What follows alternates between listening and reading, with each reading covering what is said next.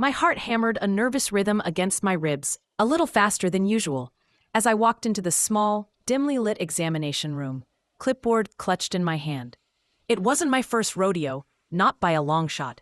Assisting with patient exams was part of the daily fabric of my life as a nurse at a bustling downtown clinic.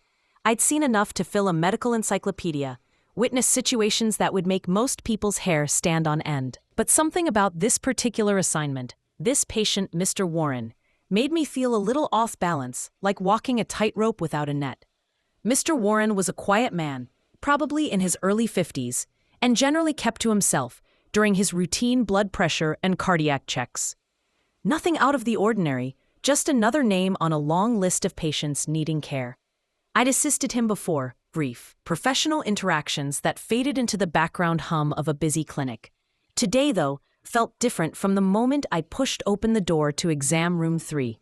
He was already on the examination bed, sitting up, but his posture was stiff, unnatural, radiating an uncertainty that seemed to cling to the sterile air. His eyes, dark and restless, darted around the room, never quite settling, shifting uncomfortably under the paper-thin hospital gown that offered little in the way of comfort or dignity. It was a familiar vulnerability I saw in patients, but with him it felt amplified.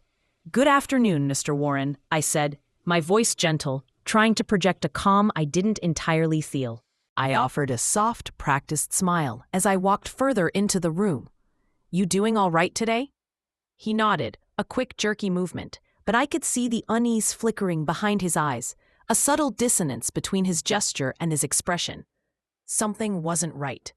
My internal alarm, honed by years of patient observation, began to ping softly. "I'll just help you get settled for the exam," I said, my tone even, professional. I stepped closer, intending to adjust the monitoring equipment, maybe straighten his gown to make him more comfortable. It was a routine gesture, one I'd performed countless times. But as I moved, my gaze, purely by chance, dropped for a fraction of a second. Through the thin, almost translucent fabric of the gown, I noticed something unexpected, an unmistakable shape beneath the folds. I froze. Just for a second, maybe 2.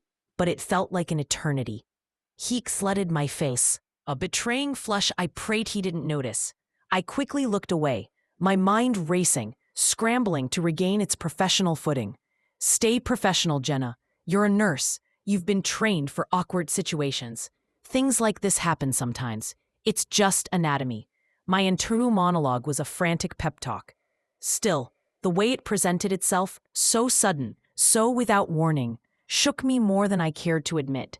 It wasn't the fact of it, it was the context, the unexpectedness, the subtle shift in the atmosphere of the room that now felt charged, thick with an unspoken awareness. "Let's go ahead and get you positioned for the doctor," I said, clearing my throat, the sound unnaturally loud in the small space. I reached again, this time to adjust the sheet, hoping to restore some semblance of normalcy. But as I moved, he shifted again, too quickly this time. The edge of the gown, already precariously perched, slid off completely. Everything was exposed.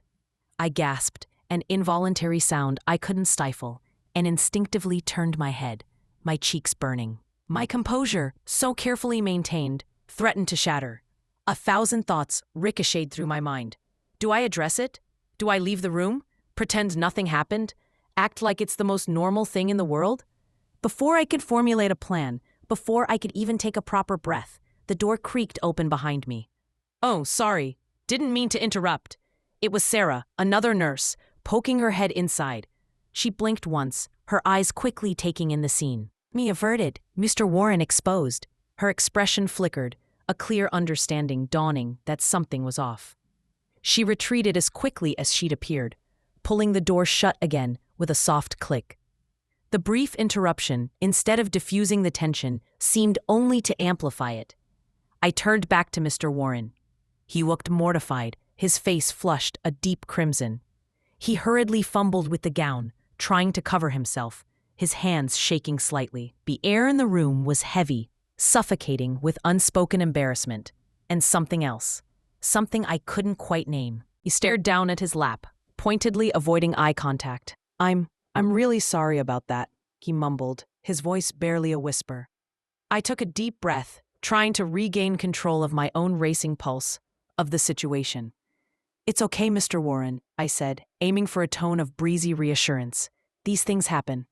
Let's just get you ready for your exam. My voice sounded steadier than I felt. All right, he replied, still not looking up. As I turned to grab some new linens and supplies from the small counter, a moment to reset, to create a little distance, I suddenly felt his hand brush against mine. It was light, almost accidental, a fleeting contact. But there was something about the way it lingered, a microsecond too long, that made me question whether it was truly a mistake or an unspoken signal. My skin prickled where he touched me. For a moment, I stood completely still, rooted to the spot, uncertain how to respond, how to interpret that fleeting touch. My professional instinct, drilled into me through years of training and practice, screamed at me to ignore it, to move on, to attribute it to clumsiness or awkwardness. But my gut, that primal, intuitive voice, whispered a warning. Be careful, Jenna. Be very careful. Just then, as if on cue, the door opened again. This time it was Dr. Anders, bustling in cheerfully, completely unaware of the silent drama that had just unfolded. Everything all right in here? He asked, his gaze already on the patient chart in his hands. Yes, doctor, I said quickly, perhaps too quickly. I stepped aside, creating a physical barrier between myself and Mr. Warren. Mr. Warren's ready. I didn't look back as Dr. Anders began his routine questions. I needed to get out of that room. I quietly exited, my pulse still thrumming a frantic beat against my eardrums. The door clicked shut behind me, a small sound that felt like the closing of a chapter I hadn't wanted to open. But the discomfort, the unease, remained, clinging to me like a second skin. Later that afternoon, as I was immersed in the familiar rhythm of my rounds, catching up on chart updates, trying to push the morning's unsettling encounter to the back of my mind, my work phone buzzed. A message from the front desk. Mr. Waring has asked specifically for Nurse Jenna for tomorrow's follow-up. I stared at the message, a cold knot tightening in my stomach. Why me? Of all the nurses in this clinic, why specifically me? Had I inadvertently done something wrong, sent some unintended signal? Was it just because I had seen something I wasn't meant to see? A shared moment of acute embarrassment? Or had something deeper, something more unsettling, started to take root in that small, dimly lit examination room? The question hung in the air, unanswered, making the ordinary tasks of the afternoon feel anything but. The next day arrived with a speed I hadn't wished for. The hours seemed to telescope, and before I knew it, I found myself standing outside Mr. Warren's assigned room again.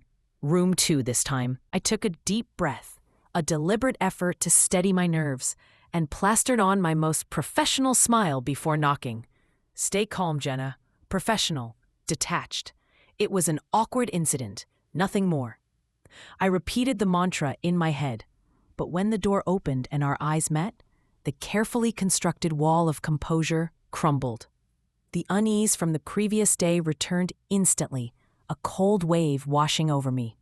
This time he smiled, but it wasn't the shy, embarrassed expression I'd seen before. This smile was different. It was more confident, more controlled, and there was a flicker in his eyes, a knowing look that sent a shiver down my spine. I've been thinking about you, he said softly, his voice just above a whisper. My heart skipped a beat. I forced a light dismissive chuckle, a sound that felt utterly fake even to my own ears. Let's just focus on your checkup, Mr. Warren, I said firmly, my voice betraying a slight tremor despite my best efforts. I tried to keep the conversation and my gaze strictly on the medical equipment, on the task at hand. I moved towards his IV line, needing to check the drip. But even as I focused on the procedure, my thoughts raced. Something was profoundly not right here, and deep down, in that same gut that had screamed warnings the day before, I had the uneasy, sinking feeling that this was just the beginning. The following morning, I walked into the clinic with a newfound, albeit shaky, determination to keep my distance from Mr. Warren. The previous day's encounter had left me deeply unsettled, replaying his words, his smile, that knowing look over and over in my mind. I kept telling myself I was overthinking it, that maybe Mr. Warren was just an awkward man, profoundly embarrassed by the exposure, and his attempts at connection were clumsy, not calculated. I was letting it all get to my head, projecting my own discomfort onto him. But then I remembered his specific request. He had asked for me again, and that smile, that wasn't a figment of my imagination. It was real, and it was unsettling. I threw myself into my work, keeping busy with other patients, handling morning vitals, meticulously filling out paperwork, anything to avoid exam room 3, where I knew he'd eventually be. But around 10 a.m., the inevitable happened. The front desk buzzed my phone. "Jenna, Mr. Warren is ready in exam room 3. He's asked for you specifically." My stomach flipped. A wave of dread washed over me. I grabbed his chart, my knuckles white as I gripped it, and squared my shoulders. "Okay, Jenna, this time, no ambiguity. You won't let anything feel unclear. Be direct, distant if necessary. Just get through it." When I walked into the room, Mr. Warren was sitting upright on the examination table, dressed in a hospital gown again. He looked relaxed, too relaxed. His hands were folded calmly in his lap, and his expression was unreadable. A placid mask that somehow felt more threatening than overt aggression. "Good morning, Mr. Warren," I greeted him, trying to keep my tone brisk, efficient, all business. "Let's get you prepped." He smiled at me again. That same unsettling confidence danced in his eyes. "I'm glad it's you, Jenna." I paused, my hand hovering over the blood pressure cuff. "Let's focus on your care today, Mr. Warren," I said, my voice firm, leaving no room for misinterpretation. Or so I hoped. He didn't say anything more as I approached, adjusting his IV tubing, checking the monitor. I kept my movements clinical, precise, careful not to linger, hyper-aware of every micro-adjustment, every brush of fabric. But as I leaned slightly to adjust the cuff on his arm, ensuring a snug fit for an accurate reading, he spoke again, his voice soft, almost conspiratorial, sending a fresh wave of unease through me. "I've been thinking about you." The same words as before, but this time they felt heavier, laden with an unspoken insinuation that made my skin crawl. My jaw clenched. I could feel the blood pounding in my temples.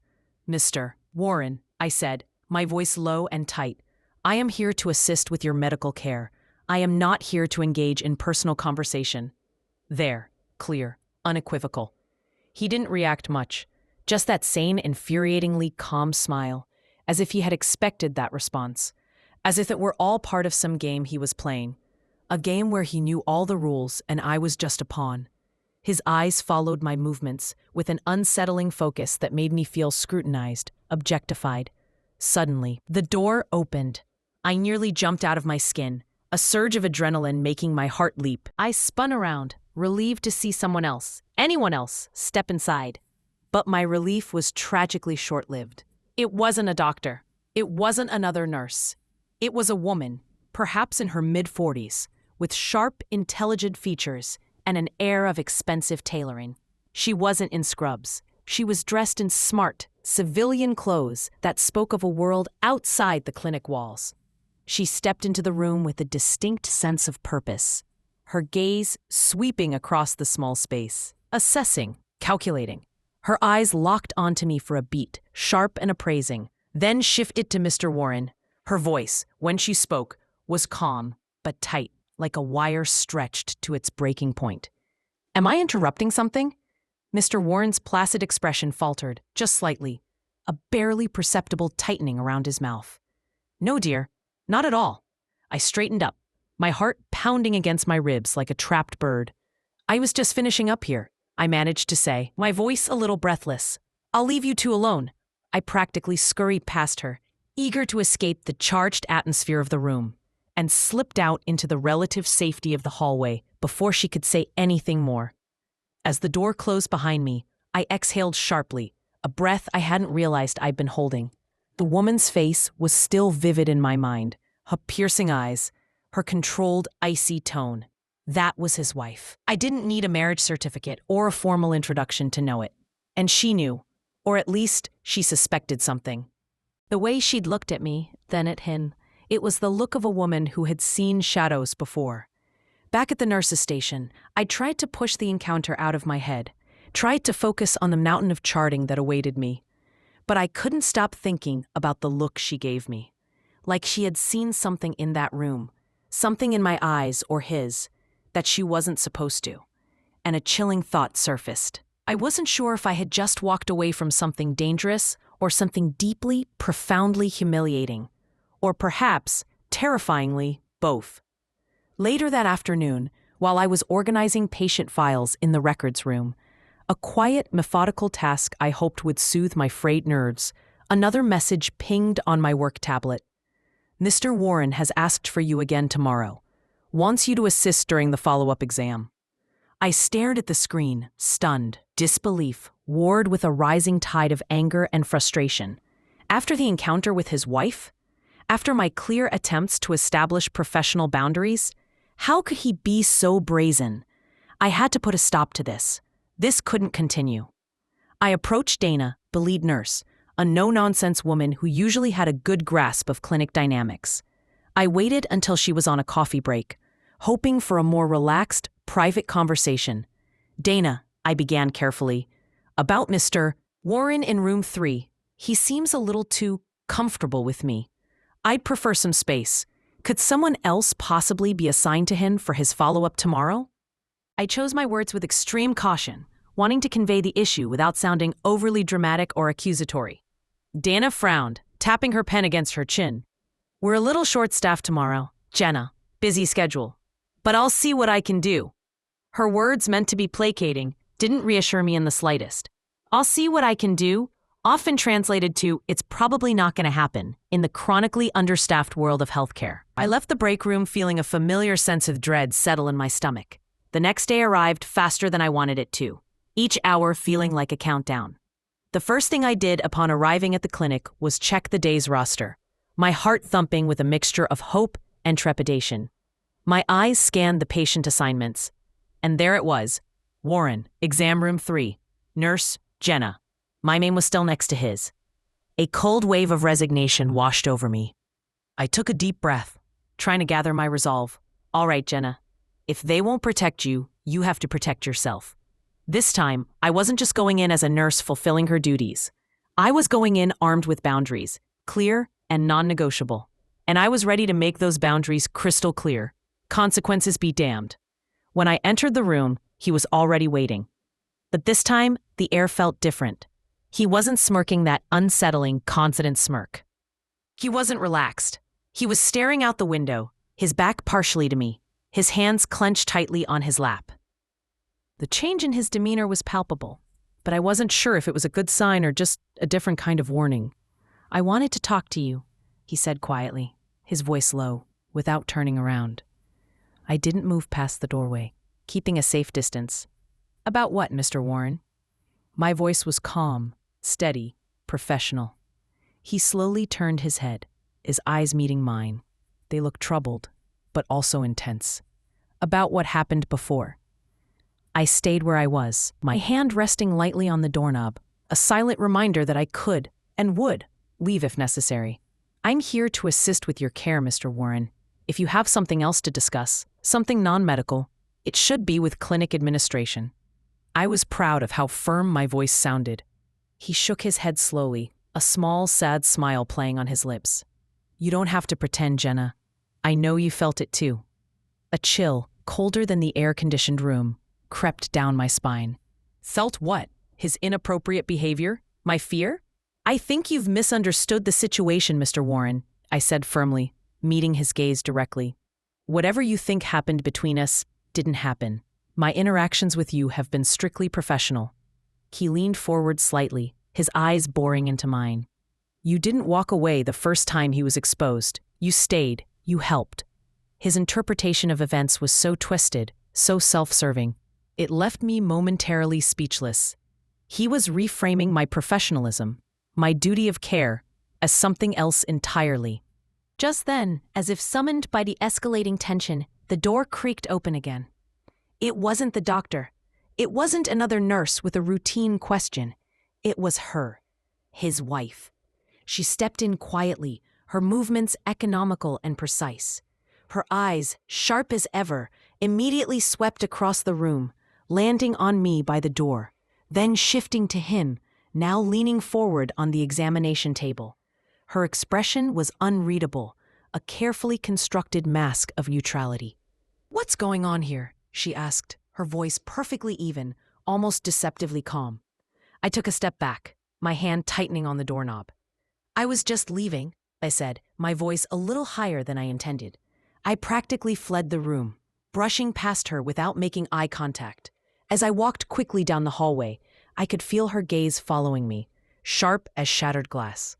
In the hallway, I took a breath I hadn't realized I was holding, my lungs aching. Something was deeply, profoundly wrong in that room, in that marriage, with that man. And I had a terrible, sinking feeling that despite my best efforts, this wasn't over. Not by a long shot. The rest of that shift felt like I was walking through a thick, disorienting fog. Every time I passed the hallway near exam room 3, I tensed, my senses on high alert, half expecting Mr. Warren, or worse, his wife, to reappear, to confront me. I kept my head down, focusing with fierce intensity on charts, vitals, and patient check-ins, doing my best to pretend the gnawing unease wasn't lingering just beneath the surface, coiling in my stomach. But it was. It was a constant, unwelcome companion. I couldn't stop thinking about the way he looked at me. The loaded words he'd said, "I know you felt it too," or the chilling, almost preternatural calm in his wife's voice when she walked in and asked, "What's going on here?" It was a question that sounded more like an accusation or a statement of fact. It didn't help that I kept getting the same damn notification on my work tablet. A persistent, unwelcome electronic ghost. "Mr. Warren has requested you for his next visit." It was like a shadow I couldn't shake, a constant reminder of the situation I was so desperate to escape. By the end of the day, I was emotionally and mentally exhausted. The physical toll of nursing is demanding, but the emotional labor, especially in situations like this, was draining me dry. I clocked out, practically running for the staff exit, eager to leave the building, to breathe some fresh, untainted air, to escape the oppressive atmosphere of the clinic that now felt less like a place of healing and more like a trap. But just as I rounded the final corner, my hand reaching for the push bar of the exit door, I saw him, Mr. Warren. He was standing by the double doors, coat on, clearly waiting. For me. I froze mid-step, my heart plummeting into my boots. "Jenna," he said, his voice lower than in the exam room, more casual, as if we were two friends or colleagues meeting after work. "I just wanted to talk." I glanced around frantically. A few nurses were still at the main station down the hall, engrossed in their end-of-shift tasks, but no one seemed to be paying us any attention. We were essentially alone. "Mr. Warren, this isn't appropriate," I said, my voice trembling slightly despite my efforts to sound firm. "This is my workplace, and I'm off duty." He stepped closer, invading my personal space, and I instinctively took a step back. "You don't have to be scared of me, Jenna." "I'm not scared," I lied, my heart pounding a frantic tattoo against my ribs. "But I am uncomfortable. You've crossed a line, Mr. Warren. Several lines." My voice was rising, sharper now. Before I could turn and flee, a voice called out from behind me, a cheerful, blessedly normal sound. "Jenna, hey, wait up!" It was Mark, one of the junior radiology techs, young, friendly, always smiling. He was waving, completely oblivious to the tense standoff he had just interrupted. I turned back toward him instinctively, a wave of profound gratitude washing over me. "Mark, hi!" I practically shouted, my voice overly bright. By the time I risked a glance back at Mr. Warren, he had already stepped back further, his face unreadable, a mask of polite indifference settling over his features. "Another time, then," he murmured, almost to himself, then turned and walked away, disappearing through a different set of doors. I left without saying another word to Mark, beyond a mumbled excuse, my legs shaking, my mind reeling. He had waited for me. He had sought me out outside the context of his medical appointments. This was escalating, moving beyond the confines of the exam room into something far more ominous. The next day, the first thing I did was march straight to Dana's office. "Dana," I said, dispensing with pleasantries, I need someone else to take over Mr. Warren's care. Immediately. I told you yesterday he was making me uncomfortable. Last night, he waited for me by the staff exit after my shift. This is not acceptable. Dana looked concerned, genuinely this time. He waited for you? Okay, Jenna, that's definitely not okay. I understand. I promise. I'll see what I can do today. We're still tight on staffing, but I'll try to rearrange things. Again, the try. But her expression seemed more serious this time. I clung to that small sliver of hope. For the rest of the morning, I avoided his designated hallway entirely, offering to help in other sections of the clinic, filling in wherever else I could, trying to reclaim some sense of normalcy, some control over my environment. That afternoon, during a quick, much-needed break in the staff room, I slumped onto a worn sofa, trying to sip a cup of lukewarm coffee. My work tablet, sitting on the small table beside me, buzzed. My stomach turned. I almost didn't look, but the morbid curiosity, the dread-filled anticipation, was too strong. I picked it up. A new message. Patient Warren requesting Nurse Jenna. Urgent. Urgent? What could possibly be so urgent? My mind raced through a dozen worst-case scenarios. Was he having a genuine medical emergency? Or was this just another manipulation? Another attempt to get me alone? I almost deleted it, almost ignored it, almost ran back to Dana and demanded she handle it. But I didn't. A strange, stubborn resolve solidified within me. If he tried anything again, anything at all, I was going to shut it down, immediately, unequivocally, and this time I would report it formally. Staffing shortages be damned. I grabbed my badge, straightened my scrubs, a warrior donning her armor, and made my way back to room 3. My footsteps echoed ominously in the relatively quiet afternoon hallway. When I entered the room, I expected him to start speaking right away, perhaps with that unsettling smile, or with some fabricated urgent complaint. He didn't. Mr. Warren was sitting on the edge of the examination bed, staring out the window again, much like he had the day before. But this time, his face was more serious, etched with lines of something that looked like genuine distress, or perhaps just deep thought. "I need to speak with you," he said, his voice quiet, still not looking at me. I kept my tone neutral, professional, guarded. "About your care, Mr. Warren?" "No." He finally turned, his eyes meeting mine. They looked different. Less predatory, more conflicted. "About what happened?" I stayed near the door, my hand on the handle, my escape route secured. "Mr. Warren, I've already explained my position on that. My interactions are solely for your medical well-being." He cut me off, his voice sharper now. "You think you're the only one confused here, Jenna?" I blinked, caught off guard by his question. Confused? What was he confused about? His intentions had seemed chillingly clear to me. "I don't want to play games," he said, rising slowly to his feet. He looked unsteady, vulnerable, a stark contrast to the confident predator I'd encountered before. "But you can't deny there's something here. You haven't told anyone, not really, not officially. That means something, doesn't it?" "That means I'm trying to keep things professional, Mr. Warren," I snapped, my carefully constructed composure finally cracking. "That means I'm trying to do my job despite your inappropriate behavior." He stepped closer, and I instinctively held my ground, refusing to retreat further. Then, in a flash, so quick I barely had time to register it, he reached out and grabbed my wrist. His grip was surprisingly strong. "Don't!" I said, yanking my arm away immediately, adrenaline surging through me. "Don't you touch me." He gave a faint, almost sad smile. "You're not going to tell anyone, are you, Jenna? Because you know how this will look. Your word against a patient's, who are they going to believe?" That's when the door creaked again. My head whipped towards the sound, my heart leaping into my throat. And standing just outside, partially in shadow, was his wife, Mrs. Warren. She had been there long enough to hear something, possibly everything. Her expression was cold, impossibly unreadable, a mask of stone. She didn't say a word. She just stared, her eyes like chips of ice. I backed away quickly, my hand fumbling for the doorknob, and slipped out of the room without another glance at either of them. My heart was pounding so hard it physically hurt, a wild drum against my ribs. I didn't know what Mrs. Warren had heard. I didn't know what she believed or what she might do. but I knew, with a chilling certainty, that something had irrevocably changed. The game, whatever it was, had just escalated to a terrifying new level. Later that evening, just as I was about to leave the clinic for good, my shift finally, blessedly over, I spotted her again, Mrs. Warren. She was waiting at the front desk, her posture ramrod straight, her expression severe. As I approached, steeling myself for another confrontation, she turned towards me. "I need a word with you, Jenna," she said curtly, her voice low but direct, cutting through the low hum of the emptying clinic. I hesitated, every instinct screaming at me to turn and run.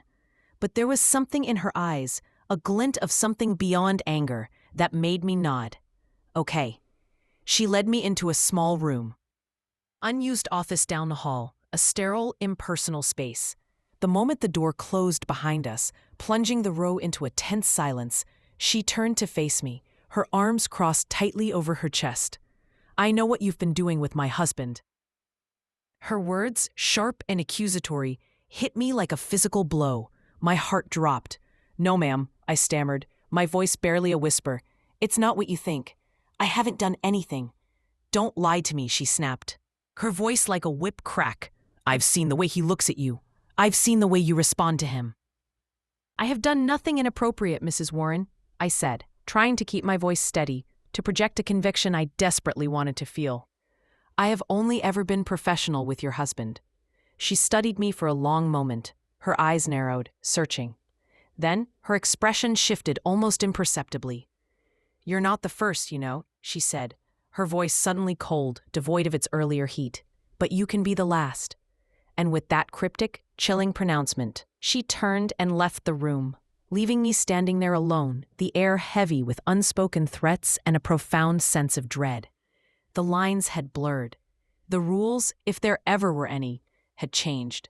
And whatever this was, whatever game Mr. Warren was playing, and whatever role his wife was now assuming, it was most definitely not over. The next few days passed in a blur of heightened stress and extreme caution. I stuck to the far wings of the clinic, avoiding exam room 3 and its surrounding hallway as if it were contaminated. I even changed my break schedule, eating lunch in my car, just to minimize any chance of running into Mr. Warren or his watchful wife. But the weight of what had happened, of her warning, "You can be the last," never left me. It echoed in my mind like a ticking clock, counting down to some unknown, inevitable confrontation. Still, nothing, absolutely nothing, could have prepared me for what came next. It was late in the evening, well past the usual bustle of the clinic. Most of the staff had already left for the day. I was finishing out some overdue paperwork at the main nurses' station, the silence of the near-empty building pressing in on me, when I noticed him, Mr. Warren, standing near the end of the hall, alone, waiting, just like before. My breath caught in my throat. He wasn't supposed to be there. His checkups were over. His file was closed, as far as I knew. So why was he lingering in the shadows of the deserted clinic? I stood up slowly, my chair scraping softly against the linoleum floor. My plan was simple: grab my bag, head for the back exit, and disappear into the night. But as I rounded the corner of the station, he stepped forward, blocking my path. He moved gently, not aggressively, but it was enough to force me to stop, to listen.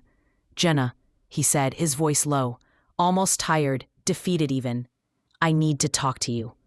"I think we've said enough, Mr. Warren," I replied quickly, my eyes darting towards the exit, trying to move past him. But he shifted again, subtly blocking my path. "She talked to you, didn't she?" he asked, his gaze fixed on mine. I nodded curtly, keeping my posture straight, trying to project an aura of control I didn't feel. "Yes, she did." "And?" he prompted. "And I think it's best that we stop whatever this is before it becomes something worse. For everyone involved." My voice was firm, resolute. Instead of stepping back, instead of acknowledging my words, he smiled. A slow, unsettling smile that didn't reach his eyes, a smile that sent a fresh wave of alarm coursing through me. "She doesn't know the half of it, Jenna." That's when I felt it again. That palpable tension, that unmistakable signal of danger, the the same feeling I'd had in the exam room just before he'd grabbed my wrist. Before I could react, before I could even process his chilling words, he reached out and grabbed my wrist again. His grip was like iron. "Let go of me," I snapped, yanking myself free with a surge of adrenaline-fueled strength. "This is harassment, Mr. Warren. I will report you." He just looked at me, his expression unnervingly calm. "You're not going to report me, Jenna," he said, his voice soft, almost gentle, which only made it more terrifying. "Because you know how this will play out. Your word against mine, a respected member of the community versus a nurse." The unspoken implication hung heavy in the air. My mouth opened to respond, to scream, to threaten, but I stopped, because standing behind him, just emerging from the deeper shadows of the hallway, was his wife, Mrs. Warren. She'd heard everything. The hallway was suddenly cold, utterly silent, save for the frantic pounding of my own heart. Mr. Warren froze, his eyes widening slightly as he realized what I was seeing over his shoulder. He turned, slowly, almost reluctantly. Mrs. Warren stood with her arms folded across her chest, her face a blank, emotionless mask. But her eyes, they were sharp, calculating, missing nothing. "Is everything okay here?" she asked, her voice far too calm, far too controlled for the scene she had just witnessed. I stepped back instinctively, putting distance between myself and both of them. "I was just leaving," I managed to choke out. I made it past both of them without another word, practically running towards the exit, my heart threatening to beat its way out of my chest. Had she heard enough to finally confront him? Would she confront me again, accuse me of leading him on? I didn't want to find out. I thought that would be the end of it, at least for the night. But as I reached for the handle of the main clinic door, the cool metal a welcome promise of escape, I felt a hand on my shoulder. I turned, ready to react, to fight, to scream if I had to. It was her, Mrs. Warren. "Wait," she said softly, her voice surprisingly gentle, a stark contrast to her previous iciness. I stared at her, utterly bewildered, unsure whether to run or listen. But something about her tone, about the look in her eyes, a look that was no longer accusatory, but something else, something unreadable, made me freeze. "We need to talk," she added, gesturing with her head toward an empty consultation room nearby, its door slightly ajar. Reluctantly, cautiously, I followed her. My mind was a whirlwind of confusion and fear. What did she want now? To threaten me again? To demand answers? Once inside, she closed the door firmly and turned to face me, her expression still difficult to decipher. But the hardness around her eyes seemed to have softened. "I've seen how he looks at you," she said, her voice quiet but firm. "I know what he's capable of." My mouth went dry. "Then why? Why the accusations? Why the threats before?" "I'm not here to threaten you, Jenna," she said, her voice losing its edge, becoming almost kind. "I'm here to help you." "What?" The word escaped my lips before I could stop it. "Help me? After everything?" "I'm not the woman you think I am," she continued, her gaze unwavering. "Tom, my husband, he has a dark side. A very dark side. He manipulates people, Jenna, especially women. I've seen him do it before, so many times, and I've let it slide, enabled it even by my silence, until now." I stayed silent, too stunned to speak, trying to process this sudden, shocking turn of events.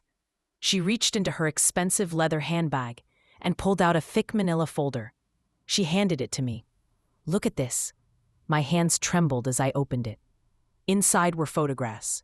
Mr. Warren with other women, women who looked uncomfortable, distressed. There were printed out messages, emails, texts, their content ranging from subtly coercive to overtly predatory. There were documents, letters, notes, things that painted a horrifying, detailed picture of a serial manipulator, a man I had encountered but never truly seen until this moment. "He's been doing this for years," Mrs. Warren said, her voice flat, devoid of emotion.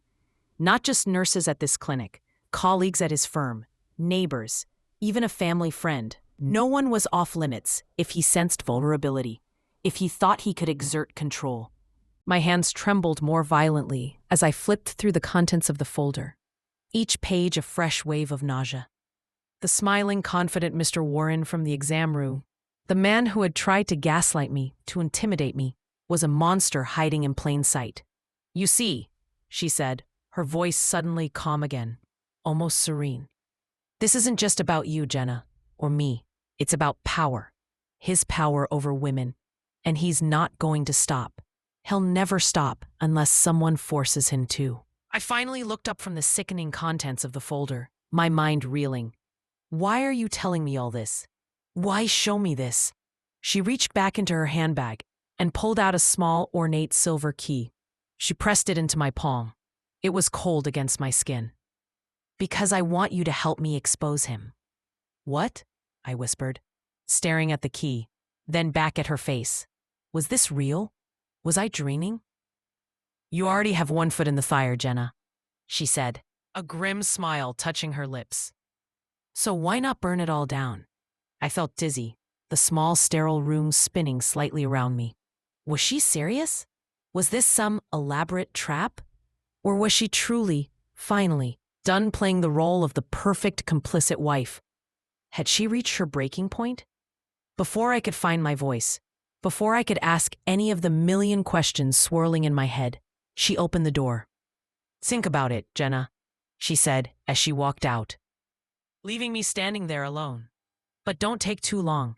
He's already planning his next move, and this time he'll be more careful to discredit you first." I was left standing there, the damning folder clutched in one hand, the small silver key cold in the other, trapped in something far deeper and darker than I could have ever imagined.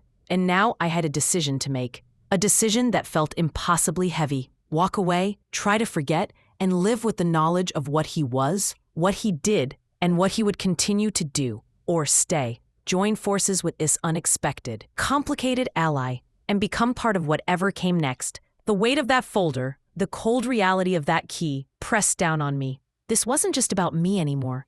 It was about all the other women, the ones in the photos, the ones alluded to in the messages. It was about stopping him, but at what cost? The small, sterile consultation room seemed to shrink around me, the air thick with the scent of antiseptic and unspoken secrets. I stood there for what felt like an eternity, the folder heavy in my trembling hand, the small silver key digging into my palm.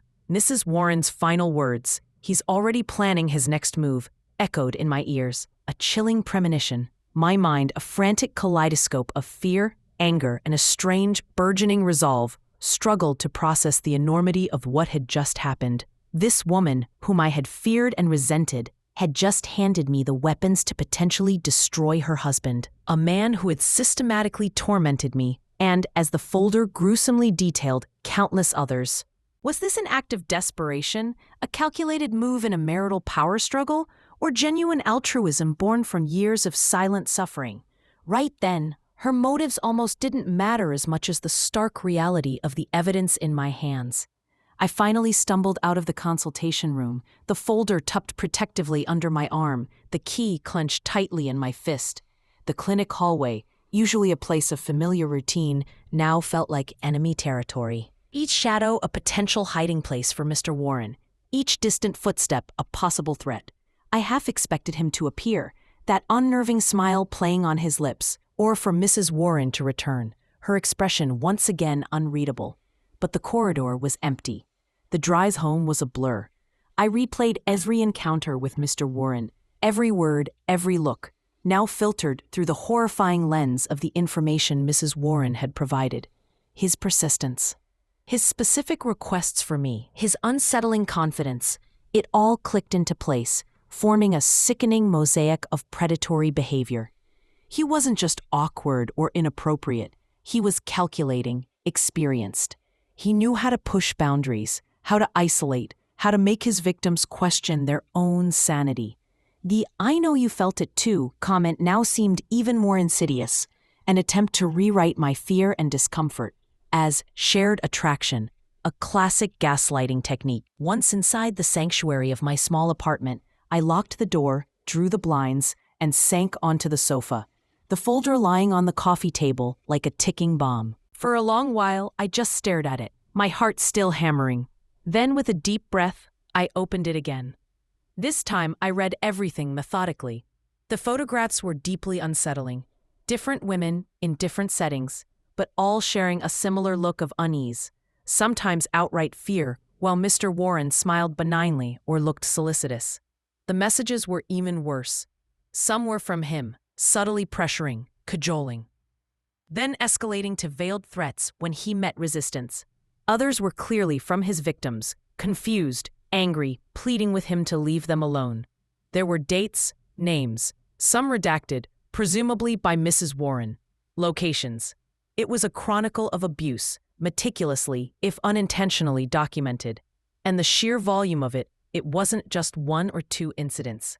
This was a pattern, a lifestyle. Mrs. Warren's words came back to me. He's been doing this for years, and you're not the first, but you can be the last. Sleep was impossible that night.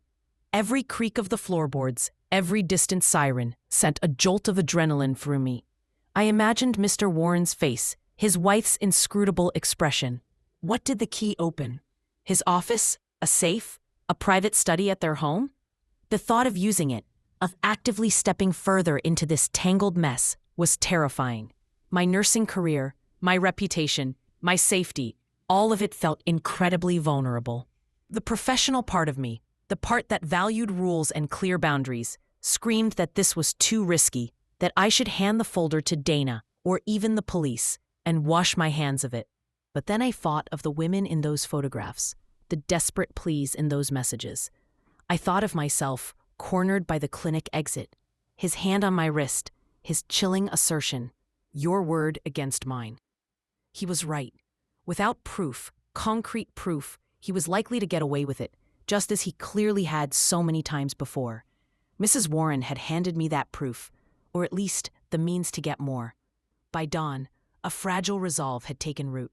Fear was still there, a cold knot in my stomach, but it was now mingled with a sense of duty, a reluctant courage I hadn't known I possessed. If Mrs. Warren was truly offering an alliance, however risky, however unorthodox, could I really turn my back? Could I live with myself, knowing I had the chance to stop him and did nothing? The next morning, I called in sick to the clinic. I couldn't face going back there. Not yet. Not until I had a clearer plan. I needed to talk to Mrs. Warren again, to understand what she envisioned, what the key was for, what her endgame truly was. She hadn't given me her number, and I didn't have hers. The clinic was our only connection. A wave of anxiety washed over me. What if she changed her mind? What if this was all some elaborate, cruel game? Then I remembered the folder. Tucked inside one of the pockets was a small, embossed business card. Eleanor Vance Warren, Interior Design. It listed an office address and a phone number. Eleanor. So that was her first name. It felt strange to attach such an ordinary name to such an extraordinary, enigmatic woman. With trembling fingers, I dialed the number. It rang 3 times before a crisp, professional voice answered. Eleanor Vance Designs, how may I help you? May I speak to Eleanor Warren, please? It's Jenna, from the clinic. There was a brief pause, then, one moment. A few seconds later, Mrs. Warren's distinctive voice came on the line, cool and collected as ever. Jenna, I was wondering if you'd call. I need to talk to you, I stammered, feeling like a conspirator in a spy novel. About the folder and the key. I understand, she said. Can you meet? My office is downtown, or perhaps somewhere more discreet. We settled on a small, out-of-the-way coffee shop in a neighboring town for later that afternoon, a place where neither of us was likely to be recognized. The hours leading up to the meeting crawled by. I rehearsed what I wanted to say, the questions I needed to ask. When I finally saw her sitting at a secluded table in the back of the dimly lit cafe, she looked different from how she had at the clinic. Dressed in elegant but understated casual wear, without the severe expression she usually wore when her husband was present, she looked almost normal, almost vulnerable. Thank you for coming, Jenna, she said as I sat down, her voice softer than I'd ever heard it. Mrs. Warren, Eleanor, I began. This folder, it's horrific. Why haven't you done something before now? It was the question that had been burning in my mind. She sighed. a long, weary sound that seemed to carry the weight of years. Shame, Jenna. Fear. Denial. For a long time, I told myself it wasn't that bad, that he would change. He's charming, you know. He can be incredibly convincing. And then there's the comfortable life he provided, the social standing. It's easy to become trapped by golden handcuffs. Her gaze drifted to the window for a moment. But when I saw him with you, saw that look in his eyes, the same look he's had with so many others. And when I saw your fear, something snapped. I realized I couldn't be complicit anymore. He's escalating. He's getting bolder, more reckless. He needs to be stopped before he destroys someone completely. The key? I asked, pulling it from my pocket. It's to his home office, she explained. It's where he keeps his personal computer, his private files. I suspect there's more there. Financial records that might show payments. Digital correspondence he thinks is deleted. He's arrogant. He probably thinks no one would ever dare to look. You want me to go into your house? I asked, aghast. Not alone, she said quickly. I'll be there. He's away on a business trip for the next 2 days. It's our only window. We need to find something definitive, something that can't be explained away, something that connects all the dots in that folder and proves a pattern of harassment, and potentially even financial coercion tied to these encounters. The plan was audacious, terrifyingly risky, if we were caught, but the thought of letting Mr. Warren continue his reign of quiet terror, of him perhaps turning his attention to another unsuspecting nurse, another colleague, was even more unbearable. What if we don't find anything? I asked. We will, she said with a conviction that surprised me. He's a creature of habit, and his ego is his Achilles heel. He believes he's untouchable. Men like Tom always keep trophies, even if they're digital ones. The next day, late in the afternoon, when the late autumn light was beginning to fade, I found myself parked down the street from the Warrens' imposing stone house in an affluent suburb. My heart was a frantic drum against my ribs. Mrs. Warren had texted me the all-clear an hour earlier. I slipped out of my car, pulling my hoodie up to obscure my face, and walked quickly to the ornate front door. She opened it before I could even knock, her face pale but resolute. He keeps his office locked, she whispered, leading me through a silent, impeccably decorated house that felt more like a museum than a home. Even from me, he says it's for client confidentiality, but I always suspected it was more than that. The office was on the second floor, at the end of a long hallway. It was masculine, dark wood and leather, a large mahogany desk dominating the room. The air was stale, as if the windows were rarely opened. Mrs. Warren inserted the silver key into the lock. It turned with a soft click. His computer, she said, pointing to a sleek laptop on the desk, and that filing cabinet.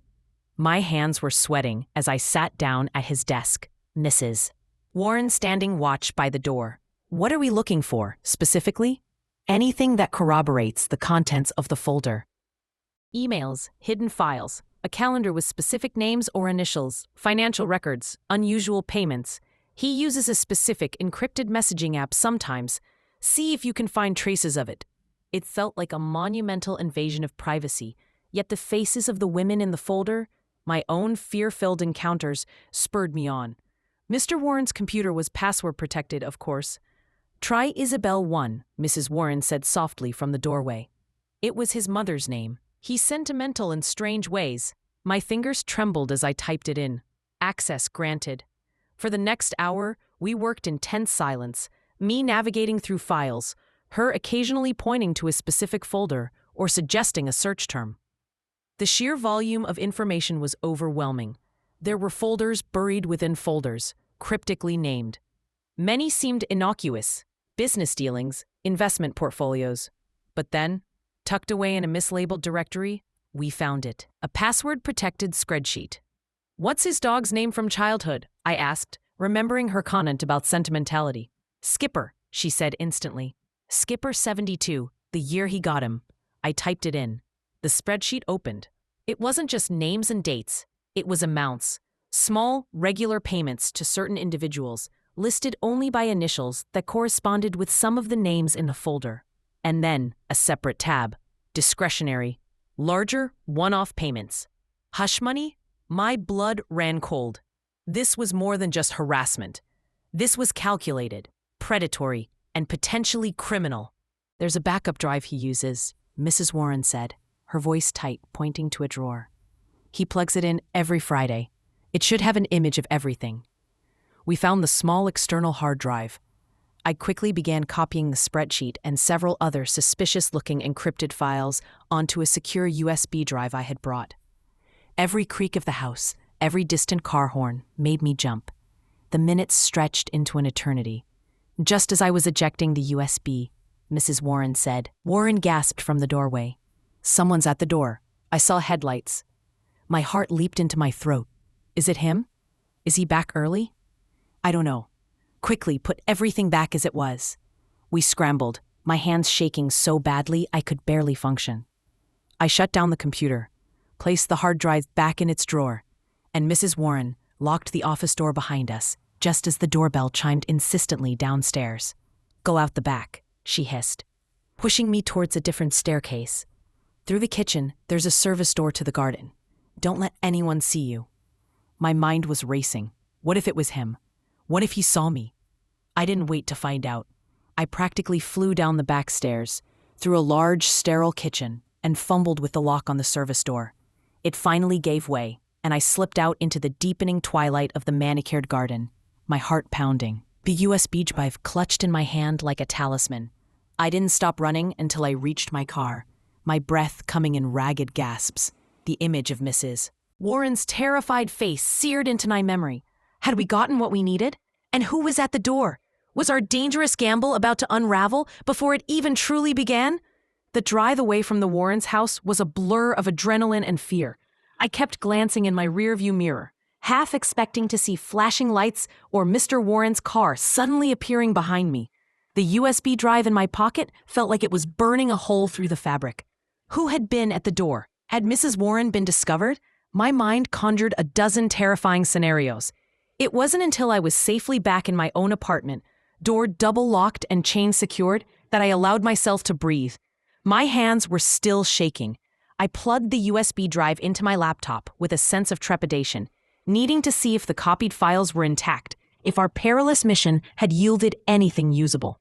The spreadsheet was there, discretionary payments.xlsx, and several encrypted files that looked like chat logs or journals. The spreadsheet alone, with its chillingly organized list of initials, dates, and amounts, was damning. It painted a clear picture of systematic payments, some small and regular, others large and singular. Hush money, as Mrs. Warren had suspected, blackmail perhaps, or gifts to ensure silence and compliance. The initials matched several of the women whose distressed faces I'd seen in the folder. My stomach churned. This was darker, more calculated than I could have imagined. I waited an agonizing hour before my phone buzzed with a text from an unknown number. All clear for now. It was just a courier with an unexpected delivery. He didn't suspect a thing. Relief washed over me, so potent it left me weak. Eleanor was safe. They hadn't been caught. But the "for now" in her message was a stark reminder that we were far from out of the woods. We arranged to meet the next afternoon, again at the out-of-the-way coffee shop. Eleanor looked pale and drawn, the stress of the previous day etched onto her face, but there was a new firmness in her jaw, a glint of determination in her eyes. You were right, I said, sliding a printout of the spreadsheet across the table, keeping it shielded from view. This is more than I expected. She studied the columns of figures, her expression grim. I knew he was secretive about his finances, but I never imagined this. He always portrayed himself as so generous, a philanthropist even. Her voice was laced with a bitter irony. So many secrets, so many lies. There are encrypted chat logs too, I told her. I haven't been able to open them yet. They might need specific software or a password we don't have. Leave those with me, she said. Tom uses a particular encryption for some of his more sensitive business communications. I might be able to find the key or program he uses on his main desktop at his company office, if I can get access. Or I know a discreet IT specialist who owes me a significant favor and values his own privacy. For the first time, I saw a flicker of the formidable woman who ran a successful design business, a woman capable of navigating complex situations. She wasn't just a victim, she was a strategist. "What's our next step, Eleanor?" I asked. "We have this, but what do we do with it? Go to the clinic administration? The police?" She pursed her lips, considering. "The clinic administration. Dana, your lead nurse. She seems reasonable, but what real power does she have against someone like Tom? He's a prominent figure, a donor to several local charities, including, I believe, the hospital foundation the clinic is affiliated with. They might try to bury it, to protect their reputation." Her cynicism was probably justified. I thought of Dana's initial reluctance, her comments about being short-staffed. An official complaint from me, even with this evidence, could get messy, drawn out. And Mr. Warren would fight back, hard. He'd try to discredit me, just as he'd insinuated. "The police?" Eleanor continued. "Some of these payments could be construed as coercion, possibly even extortion, if we can prove the context. But proving a pattern of sexual harassment that crosses into criminal behavior is difficult. It would become a media circus. He'd hire the best lawyers. It could drag on for years, and our lives would be put under a microscope." She shuddered. "I don't know if I have the strength for that, Jenna." I understood her reluctance. My own life, my career, would be collateral damage in such a public battle. "There might be another way," she said slowly, her eyes narrowing in thought. "Tom is on the board of several influential local organizations. His reputation is everything to him. If this information were to reach the right people, the chairman of those boards, his business partners, the threat of exposure, the ruin of his public image, might be enough to force him to disappear, to resign from his positions, to seek treatment somewhere far away, to agree to a quiet divorce with terms that ensure he can't harm anyone else. It was a targeted strike aimed at his Achilles heel, his public persona, his standing in the community. It was less about public justice and more about neutralizing the threat, about ensuring he couldn't hurt anyone else. And it offered a measure of protection for both Eleanor and me from a protracted, brutal public fight.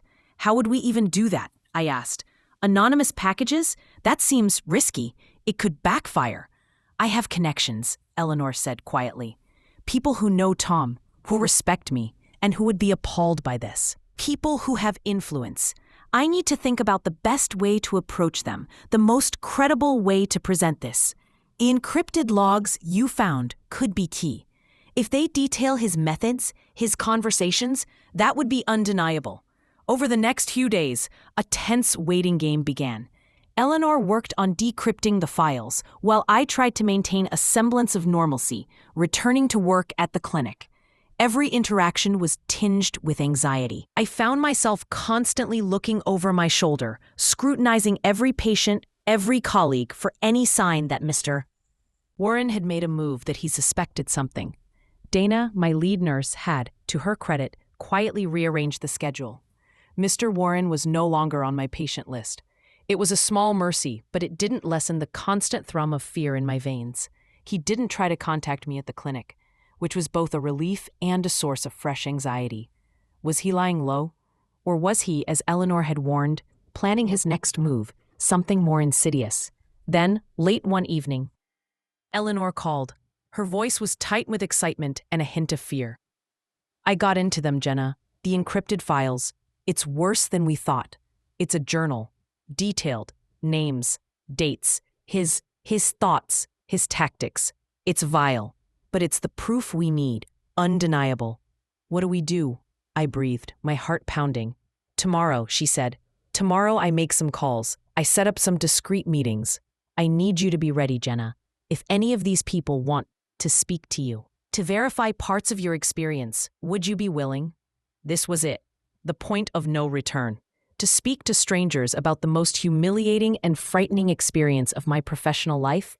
To lay myself bare to their scrutiny? "Yes," I said, my voice surprisingly firm. "Yes, I will. For the women in that folder, for myself, for Eleanor. Yes, the next 24 hours were the longest of my life." Eleanor made her calls. She met with two prominent local figures. a respected retired judge who served on several boards with Tom, and a powerful businesswoman who was a major stakeholder in one of his key enterprises and a longtime acquaintance of Eleanor's. She presented them with a carefully curated summary of the evidence, including excerpts from the journal and the payment spreadsheet. The reaction, she told me later that night, was shock, then disgust, then a quiet, cold fury.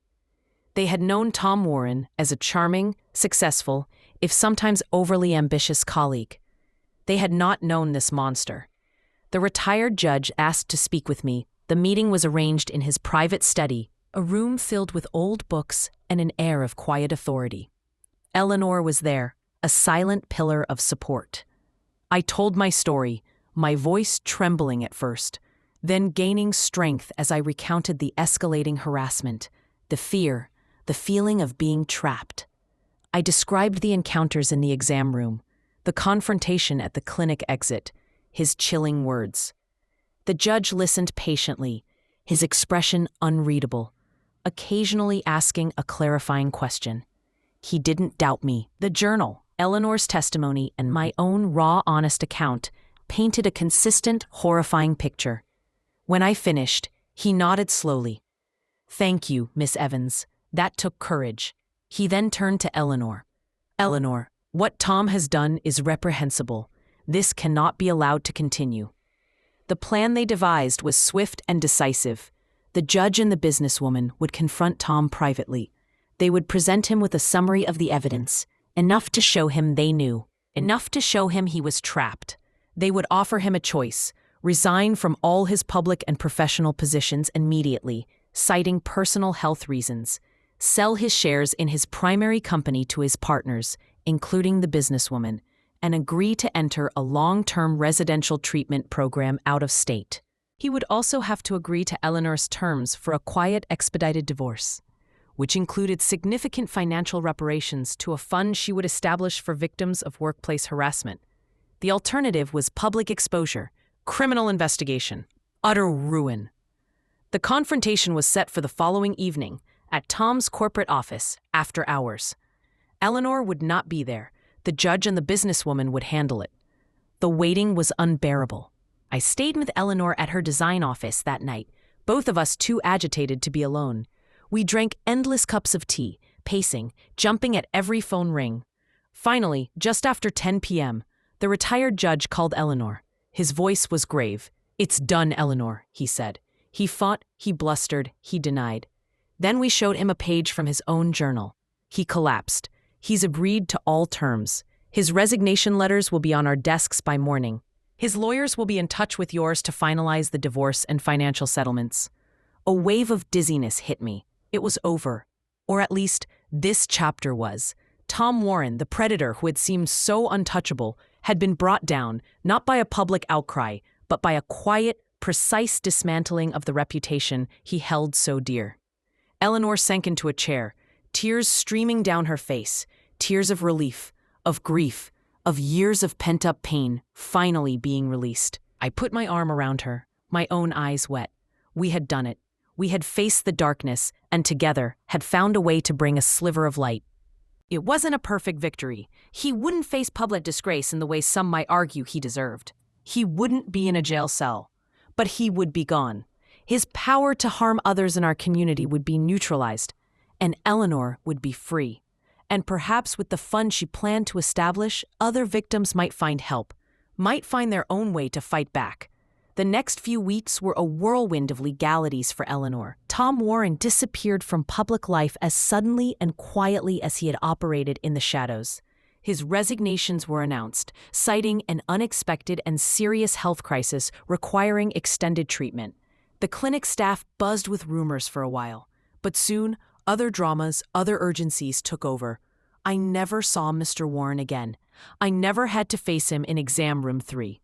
The fear that had been my constant companion for weeks slowly began to recede, replaced by a quiet sense of exhaustion, but also a profound sense of accomplishment. I had helped a patient, and then this had happened. But I had also helped to stop a predator.